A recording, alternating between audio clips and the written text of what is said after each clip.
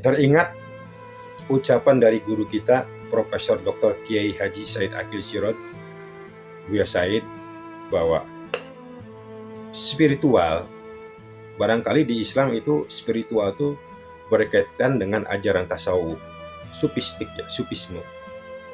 Buya Said mengatakan bahwa spiritual atau ajaran tasawuf tidak hanya bicara baik dan buruk.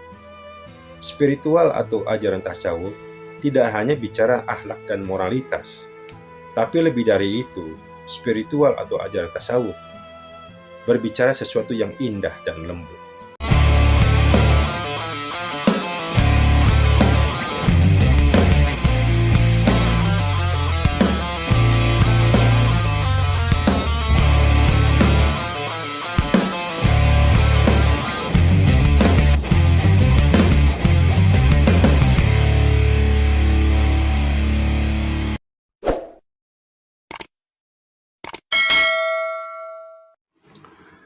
Assalamualaikum warahmatullahi wabarakatuh.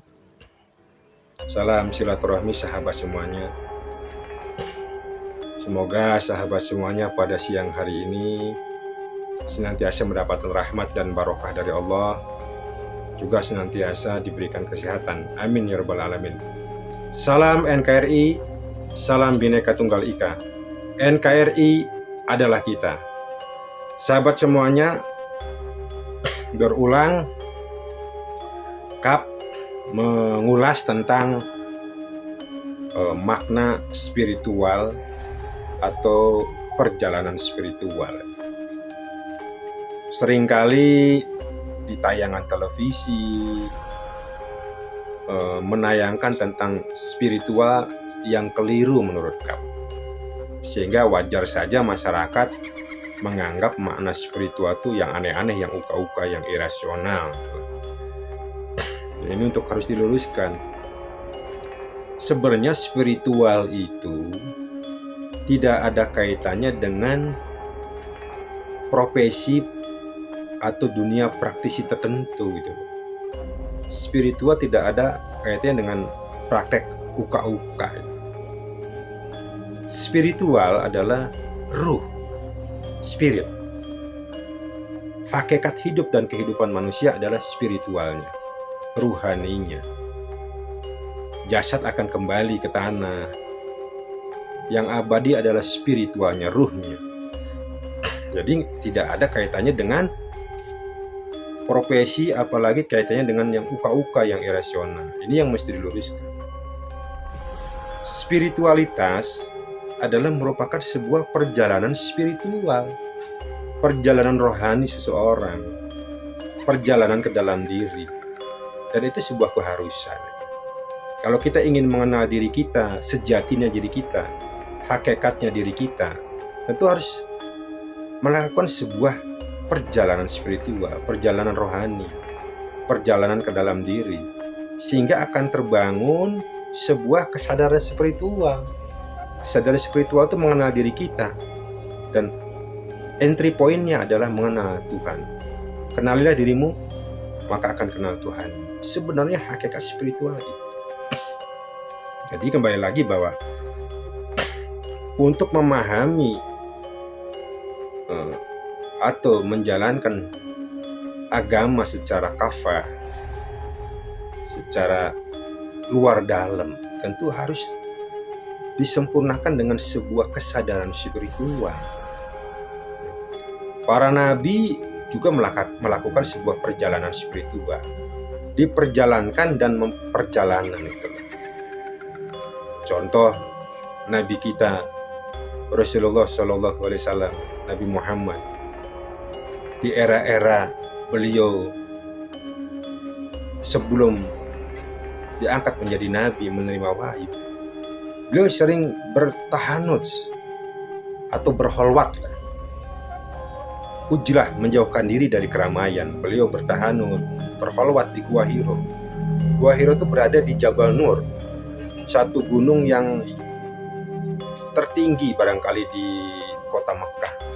Beliau bertahanut, berholwat, berkontemplasi, tafakur, mendekatkan diri kepada Allah. Itu salah satu cara melakukan sebuah perjalanan spiritual. sehingga terbangun sebuah kesadaran spiritual. Dan puncaknya Rasulullah dalam keadaan melakukan sebuah perjalanan spiritual bertahan tepat di 17 Ramadan, malam 17 Ramadan beliau menerima wahyu pertama di Gua Hiro. Beliau diangkat oleh Allah sebagai Nabi dan Rasul Allah untuk menjabarkan agama Islam sebagai pencerah di muka bumi ini, sebagai rahmatan lil alamin.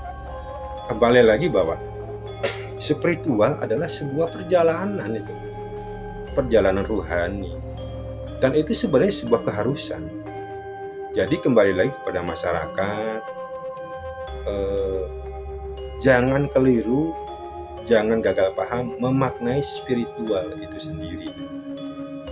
Jika ada orang yang mengklaim dirinya adalah pejalan spiritual, berlaku aneh-aneh, mungkin hanya mengaku saja, mungkin itu bukan perjalanan spiritual, hanya ingin diakui sebuah eksistensinya. Kembali lagi bahwa spiritual tidak ada kaitannya dengan profesi seseorang tertentu. Apapun profesi seseorang, apapun status sosialnya, seorang manusia harus melakukan sebuah perjalanan spiritual. Karena perjalanan spiritual ada hakikat hidup dan kehidupan manusia itu sendiri, mengenal rohaninya, mengenal dirinya, sehingga mengenal Tuhannya. Puncak dari memahami agama secara kafah, totalitas, secara luar dalam, pengamalannya disempurnakan dengan kesadaran spiritual. Kesadaran spiritual terbangun oleh sebuah kesadaran diri dengan melakukan sebuah perjalanan spiritual.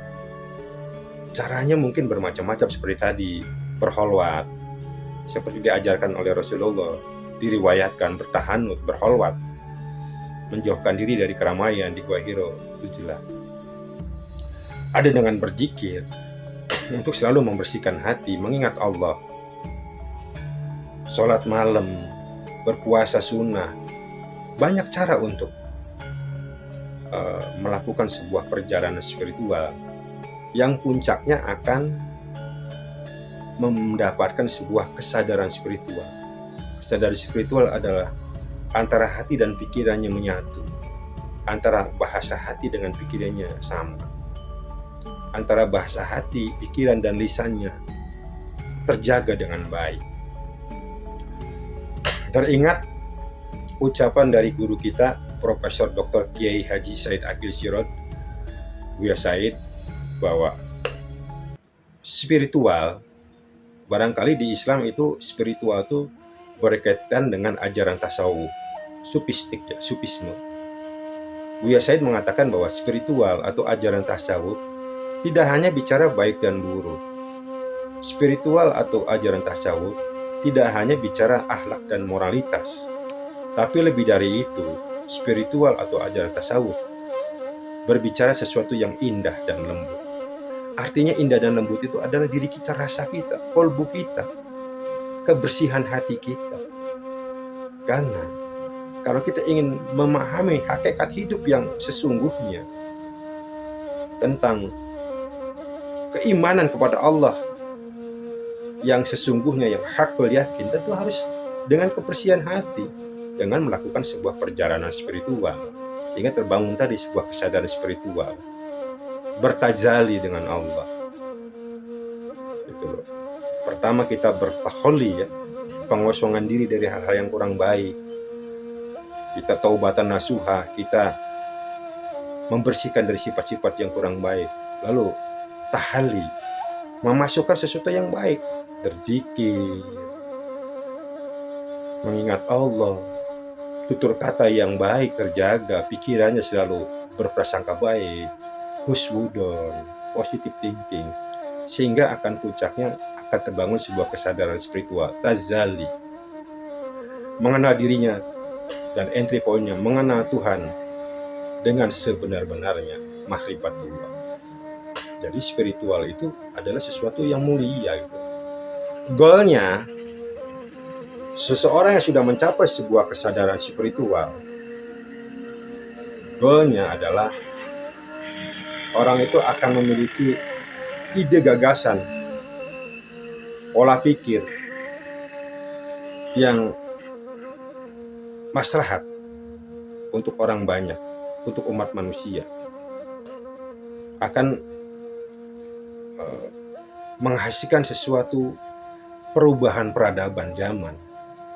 Artinya buah dari seseorang yang melakukan perjalanan spiritual sampai terbangun sebuah kesadaran spiritual, buahnya, goalnya adalah melakukan sesuatu yang baik, yang maslahat untuk orang banyak, melakukan sebuah peradaban baru, tatanan baru.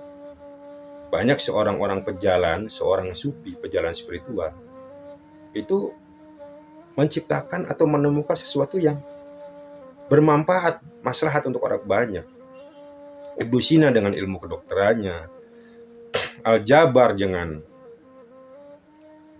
perhitungan matematika, Jalaluddin Arumi dengan sastra ya, sehingga dengan sastranya, dengan syair-syairnya menggaungkan sebuah kedamaian dunia, bahkan bukan untuk umat Islam saja.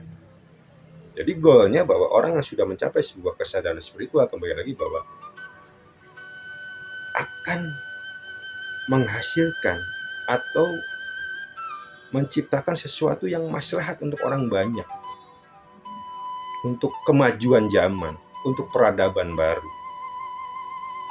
Jadi jelas bahwa orang yang sudah melakukan sebuah perjalanan spiritual sampai mencapai kesadaran spiritual, pikirannya akan bersih, hatinya akan jernih, sehingga menghasilkan sebuah ide-ide yang brilian, yang cerdas, bahkan jenius, yang melampaui zamannya.